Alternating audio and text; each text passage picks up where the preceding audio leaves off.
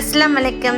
Welcome back to my channel Spice Up by dawlath. வீடியோக்குள்ள போறதுக்கு முன்னாடி இது வரைக்கும் Spice Up by dawlath சேனலை சப்ஸ்கிரைப் பண்ணாதவங்க சப்ஸ்கிரைப் பண்ணுங்க. கூடவே இந்த பெல் ஐகானை கிளிக் பண்ணீங்கன்னா நான் போடுற வீடியோஸோட அப்டேட் வந்து உங்களுக்கு நோட்டிஃபிகேஷனா வரும். வாங்க இப்போ வீடியோக்குள்ள போலாம்.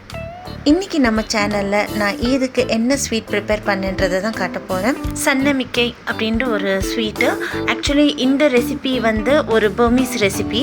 ரவையை வச்சு செய்யக்கூடிய இந்த அல்வாவை தான் வந்து நம்ம சன்னமிக்கை அல்வான்னு சொல்லுவாங்க.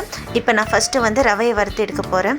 அதுக்கு வந்து ஒரு கடாயை ஹீட் பண்ணி இந்த ரவையை ஆட் பண்ணுறேன். 1/2 kg ரவை எடுத்திருக்கேன். ஃபஸ்ட்டு கொஞ்சமாக செஞ்சு ட்ரை பண்ணணும்னு நினைக்கிறவங்க இதில் அப்படியே பாதி அளவுக்கு நீங்கள் எடுத்து நீங்கள் செஞ்சுக்கலாம். அதாவது இப்போ 1/2 kg சொல்கிற இடத்துல வந்து நீங்கள் 1/4 கிலோ எடுத்து நீங்கள் செஞ்சுக்கலாம். இப்போ நான் வந்து ரவையை வறுக்கையில் கொஞ்சம் கொஞ்சமாக வந்து தேங்காய் எண்ணெய் ஆட் பண்ணி வறுக்கிறேன். இந்த ரவைக்கு வாசனை கொடுக்குறதே வந்து தேங்காய் எண்ணெய் தான். ஸோ தேங்காய் எண்ணெய் நம்ம எவ்வளோ ஆட் பண்ணுறோமோ அந்த அளவுக்கு நம்ம அல்வா வந்து நல்ல வாசனையாகவும் ருசியாகவும் இருக்கும். ஸோ நான் வந்து ஒரு 200 கிராம் தேங்காய் எண்ணெய் எடுத்திருக்கேன். அதை வந்து இப்படி கொஞ்சம் கொஞ்சமாக வந்து நம்ம வறுக்கையிலே கொஞ்சம் கொஞ்சமாக ஆட் பண்ணணும். நான் வந்து இடையில ஒரு 3 ஸ்பூன் வந்து ஆட் பண்ணி தான் நான் வந்து வறுத்துட்டு இருக்கிறேன்.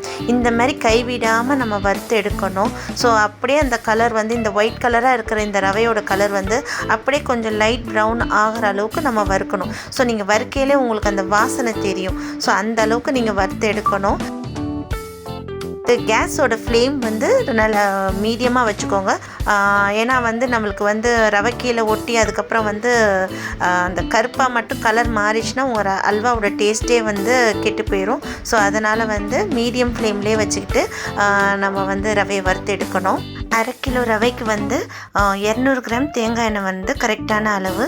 ஸோ மெயினே வந்து தேங்காய் எண்ணெய் ஆட் பண்ணுறது தான். ஸோ நம்ம இதில் வந்து நெய்யும் ஆட் பண்ண போகிறோம். ஸோ நான் வந்து ஒரு 100 கிராம் நெய்யும் எடுத்திருக்கேன்.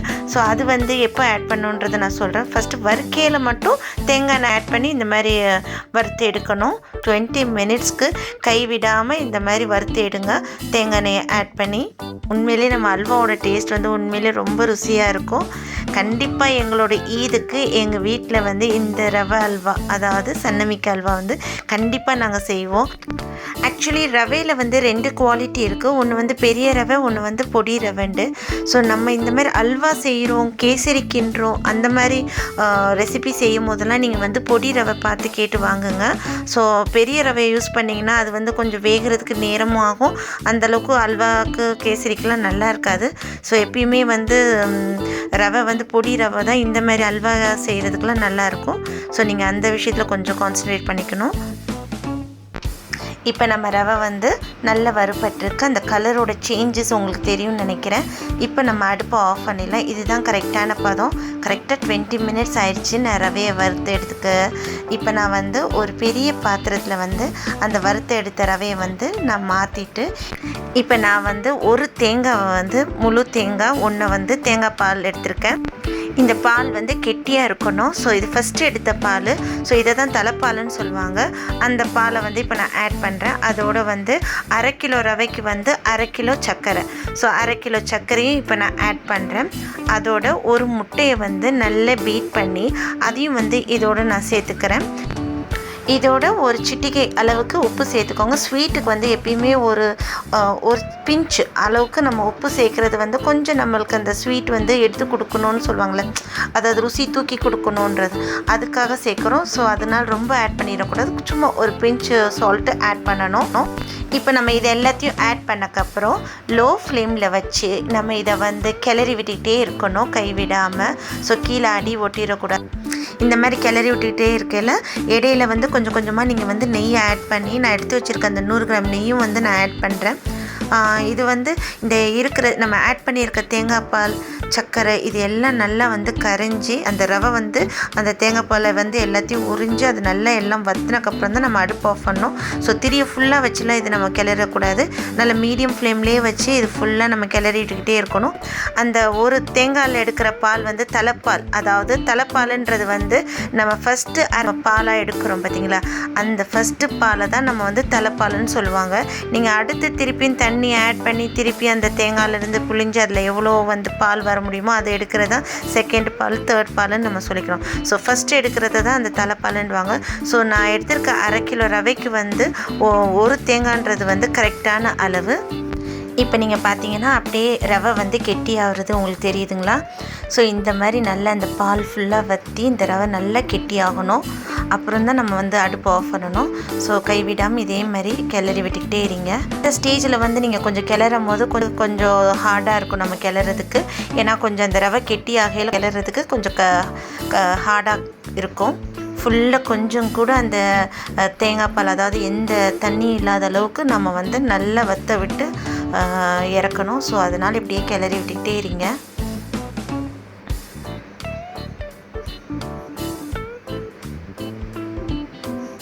இப்போ நீங்கள் பார்த்தீங்கன்னா நல்லா தெரியும், கொஞ்சம் கூட தண்ணி இல்லாமல், அதாவது தேங்காய் பால் இல்லாமல் ஃபுல்லாக வற்றிருச்சு.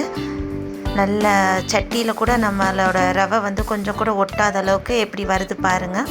இப்போ இந்த ரவையை கையில் எடுத்து டெஸ்ட் பண்ணிங்கனாலே தெரியும், அவ்வளோ சாஃப்டாக இருக்கும். ஸோ இப்போ நம்ம அடுப்பு ஆஃப் பண்ணலாம். ஸோ இப்போ இந்த பிளேட்டை வந்து ஃபஸ்ட்டு நான் க்ரீஸ் பண்ணிக்கிறேன். நான் வந்து 200 கிராம் தேங்காய் எண்ணெய் எடுத்திருந்தால அதில் யூஸ் பண்ண போக ஒரு 2-3 டீஸ்பூன் வச்சுருந்தேன். அந்த எண்ணெயை வந்து இப்போ ஃபுல்லாக அந்த ட்ரே ஃபுல்லாக நான் வந்து க்ரீஸ் பண்ணியிருக்கேன்.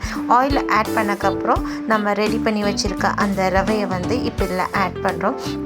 நான் ஆட் பண்ணுறதை பார்த்தீங்கனாலே உங்களுக்கு தெரியும். ஸோ இதை வந்து இப்படியே நம்ம செஞ்சுருக்கிறத எல்லாத்தையும் இந்த தாம்பூலாவை ஆட் பண்ணி ஃபுல்லாக அது அதாவது என்ன சொல்கிறது, அது கொஞ்சம் மேடு பள்ளம் இல்லாத அளவுக்கு அப்படியே ஃபுல்லாக ஃப்ளாட்டாக செட் பண்ணணும்.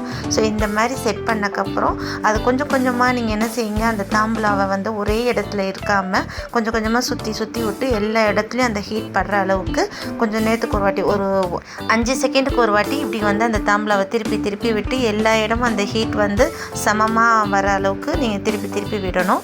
ஸோ கேஸோட ஃப்ளேம் வந்து சிம்மில் தான் இருக்கணும். ஸோ சிம்மில் வச்சுக்கிட்டே தான் நம்ம இந்த வேலை செய்யணும். ஸோ இந்த ட்ரேயை வந்து நான் ஹீட் பண்ணிக்கிட்டே தான் இந்த ரவையை நான் செட் பண்ணுறேன். நான் பண்ணுறதை பார்த்தாலே உங்களுக்கு தெரியும். ஸோ இப்போ பாருங்கள், ஃபுல்லாக ஃப்ளாட்டின் பண்ணி விட்டு எல்லா இடமும் சமமாக இருக்கிற அளவுக்கு நான் செட் பண்ணியிருக்கேன்.